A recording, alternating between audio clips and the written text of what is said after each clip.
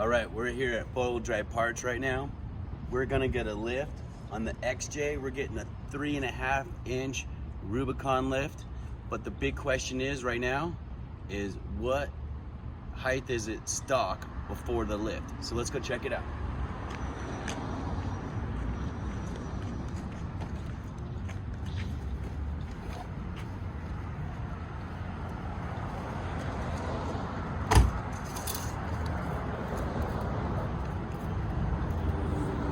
So right there, that's 32 inches of clearance. When I was towing the boat, it was rubbing on the wheel right here, and that was my final straw to go get the lift.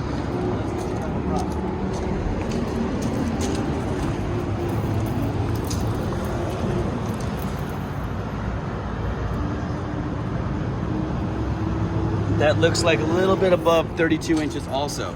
So let's just say 32 on each.